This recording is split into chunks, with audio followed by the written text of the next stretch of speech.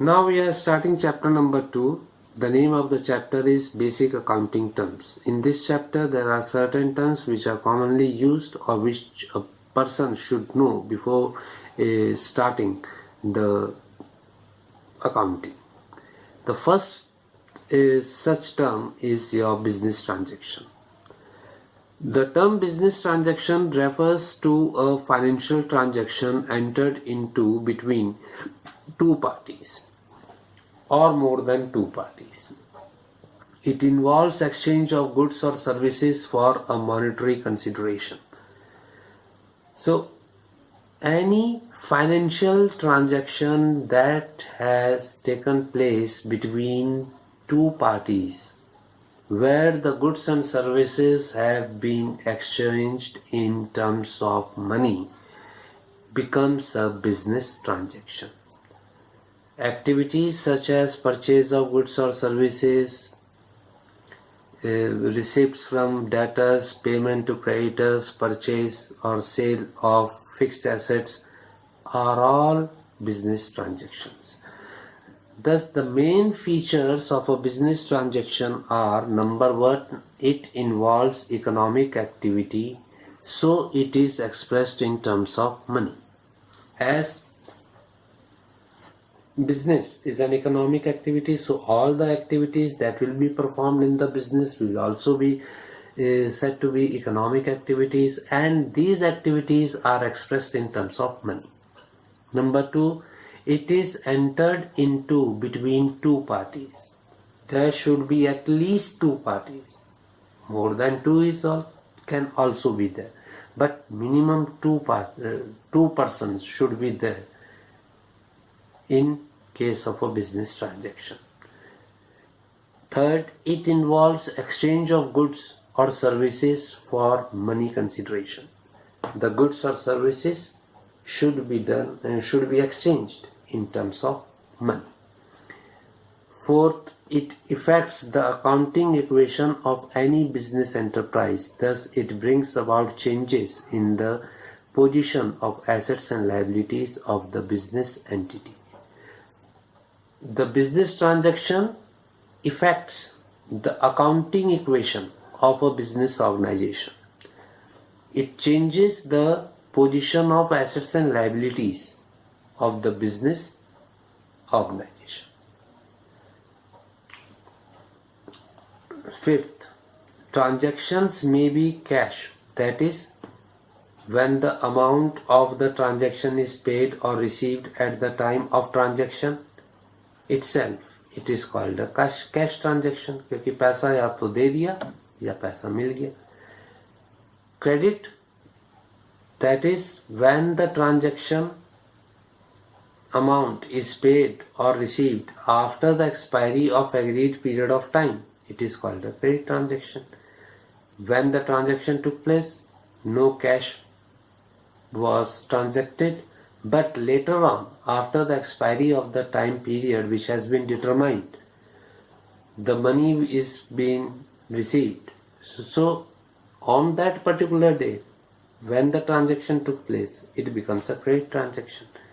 Then transaction is said to be external when they are between the firm and the other parties, and internal when they are done within the firm, such as charging depreciation, providing for bad and doubtful debts, etc.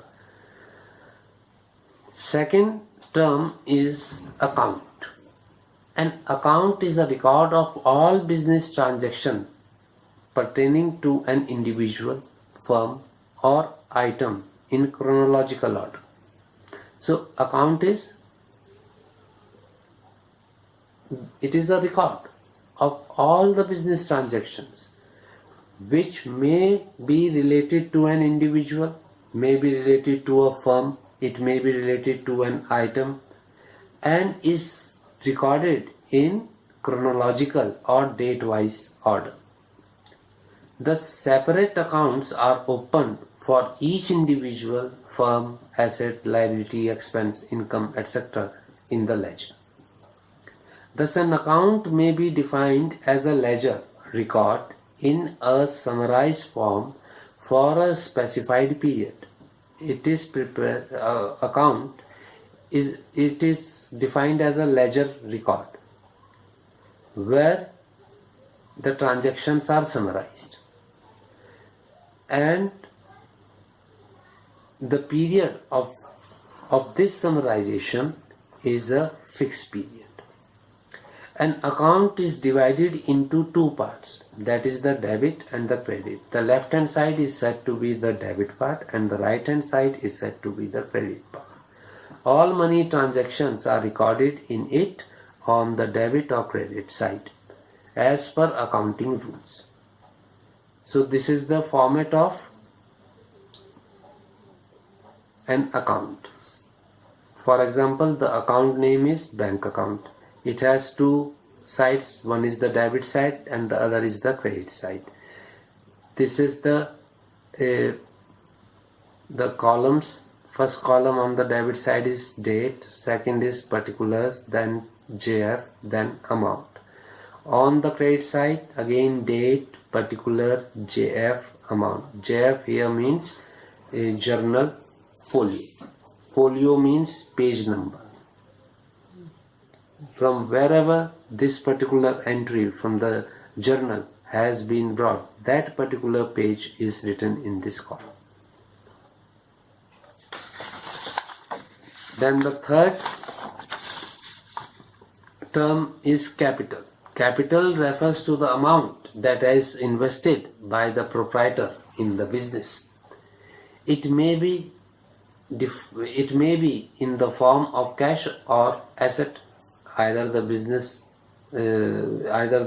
proprietor of the business has introduced some cash to start the business, or he has introduced some asset to start the business. All will be taken as capital of the person, of the proprietor. It is a liability of the business entity to its owner, as the business and the owner, they are two separate entities. So whatever the businessman is giving to a business, it becomes a liability of the businessman on the business. It is also termed as internal liability, owner's equity, proprietor's fund, or net worth. These are the different terms used for capital. Owner's equity refers to owner's claim in the assets of the business.